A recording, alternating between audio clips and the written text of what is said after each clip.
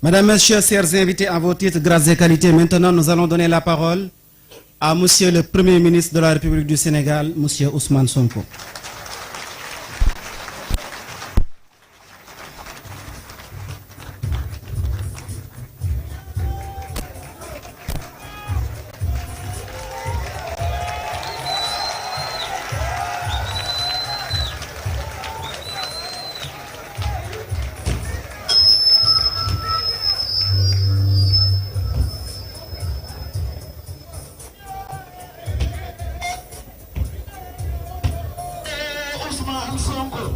Merci, merci.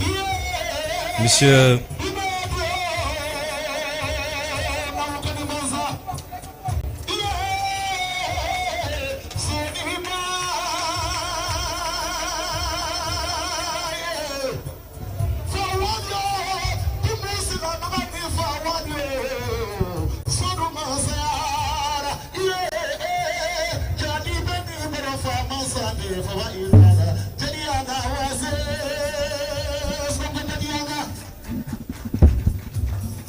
Monsieur le ministre de la formation professionnelle, Monsieur le président de l'Agence japonaise de coopération internationale, Monsieur l'ambassadeur du Japon, Mesdames, Messieurs les représentants des missions diplomatiques, Monsieur le représentant résident de l'Agence japonaise de coopération internationale, Monsieur le président du conseil d'administration du Centre de formation professionnelle et technique Sénégal-Japon, Mesdames, Messieurs les directeurs généraux, les directeurs nationaux et directeurs de société, Mesdames, Messieurs les représentants des organisations patronales et des travailleurs, Monsieur le directeur du Centre de formation professionnelle et technique Sénégal-Japon, Mesdames, Messieurs les membres du corps enseignant et du personnel administratif, chers élèves et étudiants, Mesdames, Messieurs, je suis venu aujourd'hui représenter Son Excellence, Monsieur le Président de la République, à cette cérémonie.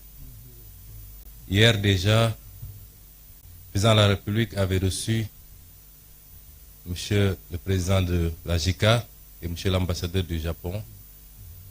Et aujourd'hui, il me délègue de le représenter à cette cérémonie.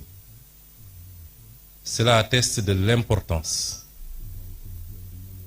que le gouvernement du Sénégal, et en premier le président de la République, accorde à la formation professionnelle, mais plus singulièrement à cette institution importante qu'est le Centre de formation professionnelle technique Sénégal-Japon. Monsieur le président de la JICA, monsieur l'ambassadeur, je voudrais avant tout vous adresser des remerciements chaleureux, sincères et profonds du peuple sénégalais pour votre présence durant ces 40 dernières années à contribuer à la formation d'acteurs importants pour la construction de tout développement. Monsieur l'ambassadeur, vous avez résumé la situation telle qu'elle se présente pour nos pays. Vous avez dit que le Japon, ce que nous savions déjà, ne disposait d'aucune ressource naturelle pratiquement, et qu'il a pu compter particulièrement sur un facteur important qui est le capital humain, pour être aujourd'hui parmi les 5 économies les plus importantes du monde. Cela doit nous interpeller, nous, Africains et nous, Sénégalais, puisque nous disposons d'énormément de ressources naturelles, du pétrole, du gaz, du zircon, des ressources halieutiques, des terres arables, de la ressource solaire et halieutique en abondance. Nous n'avons pas un climat hostile, nous n'avons pas des hivers extrêmement durs. Nous ne sommes pas confrontés à certains problèmes géographiques ou des problèmes liés à un certain nombre de phénomènes tels que les tremblements de terre, les cyclones, les tsunamis et toute autre catastrophe naturelle qui dévaste souvent un certain nombre de pays, et particulièrement le Japon. Et qu'est-ce qui justifie dès lors que nous soyons là où nous en sommes et que le Japon en soit là où il en est? C'est cette problématique qui nous interpelle quand j'étudie le modèle japonais, quand j'observe le modèle japonais.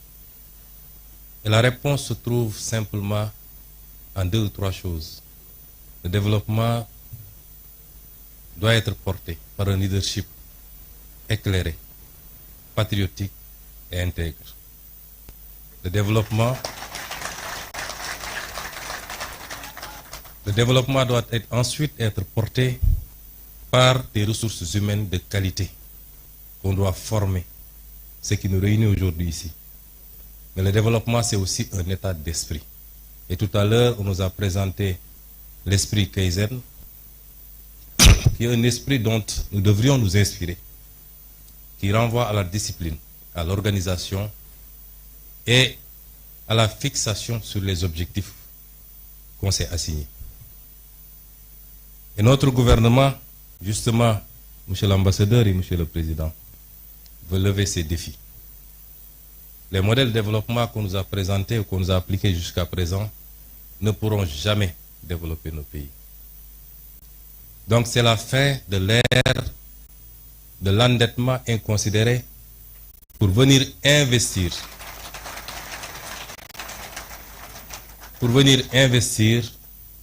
dans des projets qui n'ont aucun rapport avec la construction d'un développement endogène et souverain. Nos priorités dès à présent, et vous en rendrez compte à partir de lundi, puisque nous allons présenter au Sénégal et au monde entier le nouveau référentiel des politiques publiques, avec un horizon dégagé sur 25 années, mais avec ses déclinaisons quinquennaux et décennaux, vous vous rendrez compte que notre objectif, c'est de nous atteler à une construction méthodique, appliquée, patiente, d'un véritable modèle de développement structuré autour d'un certain nombre de pôles de développement qui seront au nombre de 8 à travers le Sénégal. Et nous voudrions que la coopération avec tous nos partenaires soit circonscrite désormais autour de ces impératifs. Et à ce titre, je pense que le Japon est largement en avance, puisque le modèle qui nous est présenté ici est justement le modèle qu'il nous faut, qu'il faut dupliquer et renforcer. Je me réjouis déjà d'entendre et de voir que notre complexe sera bientôt ouvert à Diamniadio. Nous vous en remercions.